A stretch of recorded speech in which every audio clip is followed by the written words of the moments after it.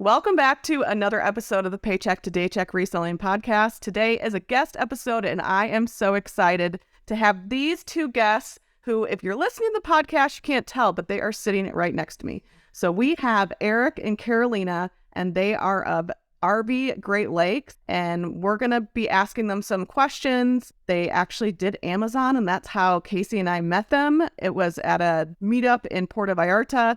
And ever since then, we've become friends, and they have started this amazing RV rental business that I cannot wait for you guys to be listening to and find out about. You guys want to tell us a little bit about your business? Hi, I'm Carolina from RV Great Lakes. Thank you so much for having us here. And this is Eric. He's the owner. Yeah, it's great to be on here, and we'd love to run through any questions you would like to know about our business. Like I mentioned, we met you guys through Amazon, and it was through private label. Do you mind sharing a little bit of how you have an Amazon background and creating a brand with private label? Yeah, so our background in Amazon was private label. We launched a few products, and we just didn't feel that the amount of control that we had over the ecosystem for Amazon really tailored to the way we wanted to be able to run business. We had a couple successes, a couple failures, but ultimately they just kept tightening the controls, at least from our perspective on Seller Central, and requiring more and more third parties. And I'm like, well, let's see what our options are. So we kind of latered out into other opportunities when we ended our Amazon business. One of them being the RV rental business, which is now RV Great Lakes. So how long were you guys involved in private label for? We were doing private label on Amazon for about 2 years, and then we switched over to a drop ship with basically a automated fulfillment process system on Amazon. But even that, there was so many rules and things that just Amazon changes on you overnight. It just didn't work with the way our business flowed. So we wanted, like I said, more control, which led to where we are now. Yeah, I totally get that. Amazon is a tough beast to keep up with. And like you said, they're changing everything all the time. Sometimes overnight on you, major changes can happen. So I totally feel that. When did you guys decide it was time to get out? Was there like something specific that happened? I know that this isn't something that's really discussed a ton in like the online reselling community. Like you said, sometimes things just don't work out. You decide you want more control over something, or it just doesn't work in our lives anymore. And I think it's important to, have a good exit plan if that is something that you think is going to happen, so you can move on to something else that serves you better, like RV Great Lakes. Can you speak a little bit about that? Yeah, so I'd say the reason we ultimately ended Amazon is we just tried different avenues to see which would be the best. And we just kind of realized that no matter what, the trajectory with just the way the corporate pricing was working with Amazon and their growth and their customer service that completely fell off. I just saw the trend going downhill. It just seemed like you can keep putting more and more, you keep bailing water out of the boat, but the boat's still gonna sink. That was kind of my take on it. So I decided there's got to be something better I could do with my time than this, because we were spending way more time on Amazon even than we are in RV Great Lakes. And RV Great Lakes, we've got to maintain and service RVs. But just how much time we were spending on the platform fixing problems and dealing with customer service issues that were completely out of our control. So you guys decided to get out of the Amazon business. And did you start RV Great Lakes like while you were kind of like ending your Amazon journey, or did you just like kind of cut ties one day? And about a year and a half later, I think we'd fully shut down Amazon. We just knew that it wasn't going to work long term. I could just, like I said, it was almost, you could see the writing on the wall by no matter what we were doing. Everything was just getting tighter. And it's like, man, I don't feel like playing that game. I don't like advertising avenues they give you and the limitations. It's just too long. We wanted way more control with our business and how we handle it, and just manage it and create something that the customer will like. And I think the RV business, when we got presented with the idea of it, we were like, okay, so we're in the pandemic. We don't want to get on a flight. We don't want to just go on or get on road trips and go on gas stations because obviously the pandemic was happening. And we got presented with the idea of purchasing an RV. We went with a newer model because our brains were like, okay, we need to make this one work so it can make us money. We're not just going to buy it and no, we need to purchase something and invest in something that is going to make us money at the end of the day. We bought the first RV and we said, okay, we're just going to have it for us and, drive around and be safe. We realized that with our experiences in corporate, I have a marketing background. Eric is a project manager for IT and operations. So he has the operation part of the business on. I have the marketing part on. So we literally, our brains went together and we built RV Great Lakes. It has been amazing. That's awesome. So that was during the pandemic, during 2020, and just kind of like, okay, all right, perfect. You mentioned the idea was presented to you. So how, what was that? How did you come up with the idea? I have a friend of mine. We've been friends since high school. But anyway, we've jumped into a lot of entrepreneurial ventures together. 20 years ago, I was a real estate broker and he was a loan broker. So it's like we always have worked together and stuff like this. And he had a fleet of 6 motorhomes he's renting out of the Bay Area in California, right out of San Francisco in California. And I was talking to him and he's like, hey, why don't you buy one of these? If you want to, rent it out. He's like, you'll easily pay for itself. So I figured, you know what, let's roll the dice on it. Let's go buy one and we'll travel around in it like she said. And we took a quick little photo shoot. Yeah, I just wrote up a quick little ad real quick. We posted on Outdoorsy and RV Share. Within 2 weeks, we'd had 5 bookings. And we essentially booked the thing out. And then 2 months, we made $20 grand. We're like, hey, this is pretty cool.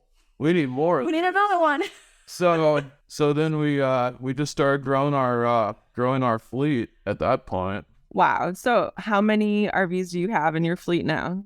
Well, we had 3. Right now we're down to 2 just due to some insurance things. But yeah, we're and now the economy is a little weird. So we're just focusing on actually making the business machine working better, getting all our automated systems working really tight right now.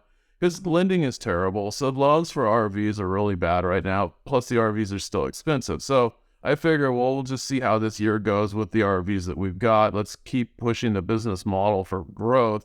And then at the end of the year, hopefully we'll be able to upsize our fleet, double it at least. One of the things I like to mention is that people don't tell you how hard it is to actually build a business. People can tell you, oh, in a year, you're going to be a millionaire. In 6 months, you're going to have a full business, fully mobile, fully ready to go. Nope. Yeah, no, it's it. It takes a long time. It takes a long time. The reality is you build an entire palette of assets. In our case, it's motorhomes, service tools, and things like that. And obviously in the Amazon world, it would be your inventory and getting alignments with your freight forwarders and all that type of stuff and your suppliers and trying to build out redundancies and things like that. But yeah, those are the things that you just learn along the way. And there's a lot of bumps and bruises that come along with a lot of that stuff. So you just got to be really careful. But I don't know, you just got to always, if you're going to go buy stocks, you're going to at least do some diligence into reviewing what the business does and what it can improve on. And I think you have to really look at your business. Yeah, anybody can go out and buy nice clothes with their logo on it and all this and that, but is that going to generate the business with the type of business you have? If you have an online store but you have a bunch of horse shit, that doesn't really benefit you. But for us, we have these shirts because we want to, if you go rent a yacht, it's $1 million yacht, people are going to show up dressed the way we do. So that's kind of our image too. It's a very chill, everything, our emails always end in cheers, RV Great Lakes. So you're always portraying something fun. Yeah. It's a fun experience that you're having with a touch of luxury and elegance, because the RVs are quite elegant. They're a brand new Mercedes-Benz chassis, so they're quite luxurious in the inside. So you have to portray what you're actually renting. And we look at it too, when you're spending how much you spend on average $200 a night for our motorhomes, and all that are usually I think I ran an average, and our average was like $390 a night after you include in the insurance and everything else. If you're paying $400 a night, we're going to provide a $400 a night experience. We're not going to just hand you the keys to a dirty motorhome and say, "Oh, here you go. Well, this is Good luck." an experience." No, if you're paying what it would cost to go to the Wynn, then you're going to have the same customer service you would have at the Wynn. That's the way I see it, because I know that's how I would feel if I'm going dollar cost average, like, oh, I can stay at this hotel for $300, or I can rent this for $300. Well, it better be at least as good or, comparable. Yeah, absolutely. So providing value for the amount that the people are paying for. Basically, you want to go above and beyond. Oh, yeah. Another example is we have a lot of first-time renters. Well, if you don't know anything about motorhomes or camping or anything, especially driving large vehicles, it could be a lot. So we spend 2 hours plus with our customers when they arrive, walking them through every single system, drilling them, giving them tests, let them drive it. Carolina, she's like, "Okay, well, I want you to back this RV up around that turn and right in between those two Mercedes over there." And by the time they're ready to leave, they've done it. That's pretty impressive. That's the comfort we want to have. It's like, no, don't run our $100,000 motorhome into those $200,000 cars. Let's go. Sometimes they complain a little bit because the walkthrough takes longer than what they are expecting, but we get calls 2 days after telling us like everything you told us worked. We haven't had the need to call you at all. We know exactly what we needed it to do, and thank you for it. Just because you take a little longer on your training, and then the customer is happier, you get less calls, they get less stressed out, and everybody's happier. It's just all about the customer service. Yeah, we make it a fun experience. You're gonna spend 2 hours with us, but you're gonna leave with the knowledge on how to operate it really well, and you're just gonna have fun. And then she actually reaches out. She does a lot of outreach in the next 2 days or so. "Hey, how's it going? Send some pictures." Oh yeah, I'm all about the pictures. And then as soon as they get back, we'll get them to sign a photo release so we can keep all their pictures, use them for marketing, and even trying to squeeze a video testimonial out of them. Very smart. Just use those as our marketing campaigns here from our customers. And we've got 2 or 3 5-minute long video testimonials, and we've probably got at least 30 of them in the can that we don't even have on our website yet, because she just hasn't finished it. Yep. She's not doing the needful.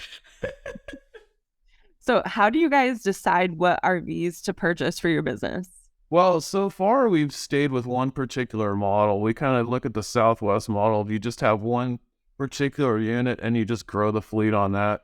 So we use something called it's a Winnebago Vita, and ours are sitting on 3rd generation Mercedes chassis. It's a 24.5-inch Winnebago. It sleeps 4, which means it has 2 full-size beds, one above the cap and one in the corner. So 2 parties of 2, or just two individuals could really easily use it. The front seats rotate around, and in the back you've got 2 loungers that look at the TV and everything else. So you push the slide out, you sit the chairs back, and then you can rotate the other ones, and 4 people can just sit there and have a party and just chill. They're very comfortable. Yeah, and then it's at the end of the day, it's a Mercedes. It's got all the M-Bucks, infotainment and all that stuff. You can integrate your phone in, integrate Google Maps. It's got GPS. It's got it all. Wow, that sounds really amazing, actually. So it's a good brand, quality, provides like a luxurious experience, and it has like a lot of features that customers are looking for. Is that correct? Well, yeah, that's it. I mean, at the end of the day, when you're thinking of a motorhome, what's the number one brand you think of? Oh, I don't know. Yeah. I have no idea. A lot of people don't know. A lot of people don't know. Yeah, a lot of people don't know those things. It's a Winnebago, so that's what we have. So it's got the star on the hood, the W on the top. What else could you? That's it. Gotcha. Okay. All right. So what is the busiest time of year for your business? Oh, definitely June, July, August, September. Those 4 months are they're just zipper ones. We never see them. And a lot of times, like, we're negotiating a deal right now where they're going to take it over a month. Last year, we had one out for over a month. People just take it. It's like, it's gone for 35 days, 40 days. Cool. Wow. Okay. And is there but otherwise it's fantastic. Is there a limit on how far customers can take the RVs, or just wherever they want to go? From Canada to Mexico. You are Well, you can't go to oh no, sorry, no Mexico, just Canada, from all the way to United States and all the way through Canada, no Mexico. No, Mexico. Okay. All right. That's very, very interesting. And do you find that people travel to you to pick up the RV? Or are they mostly like local customers? Yes, we've had a lot of customers that they fly from all over the country just to come and take the RV and drove all around the Great Lakes and go see all the Upper Peninsula and go to the Niagara Falls. So they just fly till they pick up the RV and then they just start their route. We also have pretty high-end customers. They own private jets and stuff like that. So they fly their airplanes and they jump on the RV and then just go into another route. They jump from one vehicle to another. That's crazy. Holy Yeah, cow. we got them from all over United States. Yeah, in fact, we've ramped up that business as well, where we now offer shuttle and delivery services to the Milwaukee Airport, Chicago O'Hare, and Rockford, Illinois.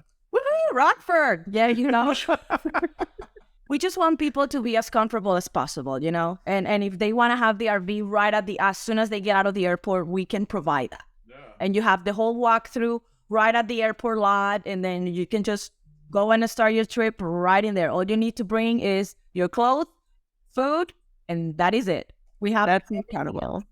Wow. Customers fly into Signature, which is the private side of the airport, where they fly in their own private plane, grab our RV and bounce. From mouse out. Yeah, Wow. it has been pretty crazy experiences, and we're very lucky to have great customers because that's who we're targeting off. You don't want the RVs to be in the wrong hands at all. Absolutely. Absolutely. Platforms that we use for our rentals and for our reservations, they work with the renter itself, with the owner of the RVs. They take care of the owner of the RVs, make sure that the drivers have your background checks and everything is safe and secure for you to rent, to give your property to somebody else. Yeah, I imagine. With all those security steps that you need to have in order for you to hand out your RV to an stranger, practically.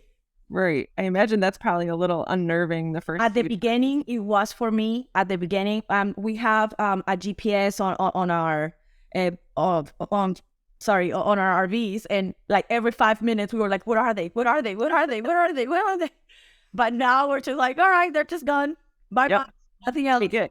Have fun. We don't even open the app anymore. We're just like, "Are they 5 minutes out? Okay, let's go down." That's it. That's all we do. We're like fully trusting our customers, and they have been incredible so far. What would you say is your favorite experience renting your RV to someone so far? I think for me, I rented it out to a newlywed couple.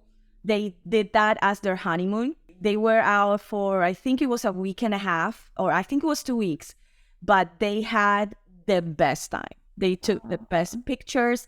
Now she's pregnant with a baby, so they call it the honeymoon baby. The baby mobile. Make that happen.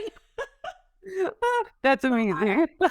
That one has my heart completely full because I know they are a super nice couple and they had a blast. Yeah. It was a family, first time RVers too, and the pictures they took of themselves on the RV was incredible. They were super hilarious. They had a lot of fun. The kids loved all the bunk bed because we have a bunk bed. So they felt that they were camping all the time because they were just on top of the bunk bed all the time. And when you put the awning out and you have like a barbecue set outside, so they were just loving it too. So those two are my favorite ones. Which are your favorite ones, Eric? I don't know. We've met so many different people. I think for me, what's really interesting is I like some of the deliveries because we'll take these things out to neighborhoods, which we would never find, that may only be 20, 30 minutes away from Milwaukee. You're never in it. Some of these estates, you're like, wow, like look at these houses out here. It's like, and you just pull up and they're like some crazy CEO or whatever, and then you're pulling up some $5 million house in the Midwest, which is... And they're like 20 minutes from our house. They're like, you're going to house. That's crazy. Yeah. I'm sure you guys have met some amazing people. What is something that you didn't foresee happening right away? And like when you first started, and how did you overcome like this obstacle? Probably the one thing that we didn't foresee is how how much we would have to figure everything out on our own with this one. Yeah. There's a big learning curve to motorhomes and motorhome maintenance. The biggest problem and a huge difference between a motorhome and a car is that you can just go, if you have a car, you just take to the dealer and they'll work on it. But a motorhome, it's really not like that. It's more or less like they just kind of build these things, a really questionable quality control level, if you could even call it that. And then if you don't know how to fix them, they're just always going to be sitting in somebody's lot broken because there's no accountability. You're going to wait months. So I've had to learn how to absolutely tear these things apart and fix anything. We have become mechanics, electricians, plumbers. Yeah, you buy a brand new, then you tear the whole thing You apart. have to tear it all apart and update it on your own. Wow. The building part of it, or just the updates on the RV itself, because things will gonna break. You know, people, the customer is gonna scratch something. Well, the windshields are always a thing that a chip rock, the whole windshield has to be replaced. Right. So it's those things. They take time. It's just it's not something that is gonna be happening in 48 hours. Yeah, you're going to have a brand new windshield in 48 hours. No, it's going to take 3 to 4 days. So those are 3 to 4 days that the RV is out of service. So money that is not being used and stuff like that. But yeah, it's pretty much just maintenance in the RV that it's just the most struggling part of it. Yeah, and dealing with the insurance part of it. The insurance are the devil of any company. So that's it. That's all I have to say. All right. And kind of going back to, like when you guys first started and worrying about people taking, your property on the road with them.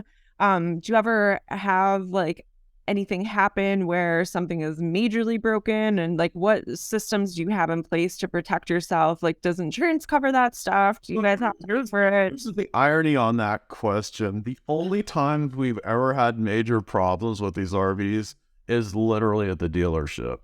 Wow. Like, we took it in for an oil change once, and they let somebody with a provisional driver's license with less than 1 year of driving experience crash it into a low-hanging bridge, and $25,000 later, and we're still dealing with the insurance company. It's been 7 months. All the major damages that we've had with the RV has not been caused by the customers. Has been caused by third parties. They know how to drive it. We taught them how to do it. Yeah, and they either scratch a little bit, the windshield, like I said, just minor things with the customers. With the third parties, with people that we take them to do the maintenance and stuff like that, that's when we have the major accidents. It has been, we're like in shock when that happened to us. And that happened last year, and we're still dealing with it. Oh my gosh, that's crazy. You didn't put a hose clamp on right, and that cost us a 17-day reservation. Yeah, good day. They damaged something on the turbo part of it when they were doing an oil change as well. Oh my God, lost a reservation there. So yeah, those two have been quite. So like I said, basically, you better know how to fix everything yourself. Yes. Which now at this point I pretty much do. I can't trust them at all. Yeah, force ourselves to learn. Yeah, I imagine. So if someone listening was interested in renting out a piece of their property, whether it's their RV, doing Airbnb, some piece of their property, what advice would you give to this person if they're just starting out? Probably the biggest thing is don't get too attached to it. Think of it as a money-making vehicle and an asset, not as something of pride and joy or anything else. I think the big difference with Carolina and I is like when the RVs are out, she's nervous, Nelly. She's freaking out. For me, I hate it when they're home. That just means I'm paying for it. That means they're not making money. That thing is parked. It's not making me any money. When it's out on the road, that thing is making money. Yep. The other thing I would like to say as an advice for somebody that wants to rent your own properties and stuff like that is documentation. Make sure your documents are straight on. All your legal bases are covered. Make sure all the customers signed everything to the teeth. Make sure you read everything, that you understand all your rules, and just be on this before you start anything. Just make sure all the rules are set up and both of you have the same communication and the same understanding on what the rules comes in when it comes to renting your property. Yeah, that's great. I like both of those. Those are great pieces of advice. So, what do you guys feel have been your biggest successes so far in your business? I mean, I think our biggest success would be our growth rate. Our growth rate has been really quick. I would just account that to, I mean, a lot of knowledge when we started this whole thing. Because let's all be honest here. If you don't really know how to do much, you're not going to read one book and And figure it out how to do everything. figure out how to run a business like this. It's a lot of trial and error. Even on the rental side of this, I mean, full disclosure, we own an apartment building, and I've owned rental properties for over 20 years. So, we understand that side of the business, and the vehicle maintenance side, I understood that. So for us, it wasn't that far out of reality to go, hey, let's just buy some motorhomes, like a house on wheels that shakes, and you're just going to maintain that and figure out how to do it and rent it all out. Because we had all those components already. They weren't all pieced together, but like I said, I own an apartment building, so I've been managing that my whole time. Every time we try to hand that off to somebody to manage, it always turns into, okay, well, this is a mess. Let's just manage ourselves. I can do it about an hour a week. I don't know why all these other people can't do this stuff. So I don't know. We just have a lot of systems in place that we've created over years and years and years that just work. Okay. All right. That works. And all right. So where can we follow your RV Great Lakes journey on social media? We are on Instagram as at RV Great Lakes, RV Great Lakes. So just check us out, and I'm sure you're going to like all the offers and stuff that we have there for you guys to see. If you could give our listeners one piece of advice on how to turn their paycheck into a day check, what would it be? Plan something that makes sense. Don't just come out with something that you have no idea about whatsoever. Find something that you like to do, that you understand, I would say is probably the most important thing, and expand on that and see if it can grow legs. If you just want to say, I don't know anything about this, but I really want to start a business doing that, and I don't know how to run a business, you're gonna struggle. So start with something you know and see what you can do with it. And I would say probably the biggest thing is learn sales. If you can't sell and you can't talk, you can have the greatest thing in the world. It doesn't matter what it is. But if you don't know how to sell it and how to pitch it and how to get it in front of people, what's the point? Yep. Another thing that I would like to say is that find a need. Find something that people will need, that will constantly be in the process of buying. Okay, I'm and then if you're something that is you're passionate about, then develop that. But obviously, just have your guidelines. Just try to build the bottom before you offer it to the customer at the beginning. But yeah, just find something that people needs. I love that. That will be my advice. Yes, I love both of those. Guys, thank you so much. This was amazing and definitely different than what we usually put out there for our listeners, but I think it's going to be really interesting, and I hope you guys all enjoy it. Eric, Carolina, thank you so much. We really appreciate your time. Thanks for having us. Thank you so much for having us. Bye. All right, guys, that's a wrap on today's episode. Thank you so much for listening to the Paycheck to Daycheck Reselling Podcast. Anything we mentioned in this episode will be linked down below in the show notes or description down below. Be sure to share this episode with anyone you think it will help, and follow us on social media at P2D Podcast. Thanks again for listening. Keep working towards that day check.